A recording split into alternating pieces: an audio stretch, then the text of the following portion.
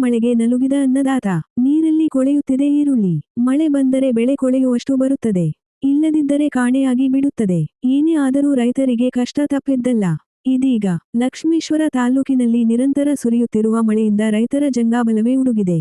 ಮುಂಗಾರಿನ ಪ್ರಮುಖ ಬೆಳೆಯಾದ ಈರುಳ್ಳಿ ಬೆಳೆಯ ಹೊಲಗಳಲ್ಲಿ ನೀರು ನಿಂತ ಪರಿಣಾಮ ನೂರಾರು ಎಕರೆ ಬೆಳೆ ನಾಶವಾಗಿದೆ. ಈರುಳ್ಳಿ ಹೆಚ್ಚುವವರ ಕಣ್ಣಲ್ಲಿ ಕಣ್ಣೀರು ತರಿಸಿದರೆ ಈಗ ಮಳೆರಾಯನ ಅವಾಂತರದಿಂದಾಗಿ ಬೆಳೆಯುವ ರೈತನೇ ಅಳುವ ಸ್ಥಿತಿ ನಿರ್ಮಾಣವಾಗಿದೆ.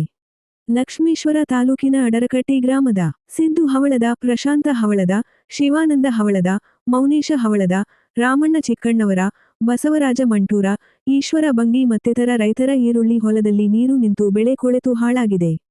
ಸಾವಿರಾರು ರೂಪಾಯಿ ಖರ್ಚು ಮಾಡಿರುವ ರೈತರು ಇದೀಗ ನಷ್ಟ ಅನುಭವಿಸುವಂತಾಗಿದೆ. ಅತಿವೃಷ್ಟಿಯಿಂದಾಗಿ ರೈತರಿಗೆ ಆರ್ಥಿಕ ನಷ್ಟ ಉಂಟಾಗಿದ್ದು ಸರಕಾರ ಈರುಳ್ಳಿ ಬೆಳೆಗಾರರಿಗೆ ಸೂಕ್ತ ಪರಿಹಾರ ನೀಡುವಂತೆ ರೈತರು ಮೊರೆ ಇಟ್ಟಿದ್ದಾರೆ. ವರದಿ ನಾಗರಾಜ ಹಣಗಿ, ಪ್ರಜಾಧ್ವನಿ, ಲಕ್ಷ್ಮೇಶ್ವರ.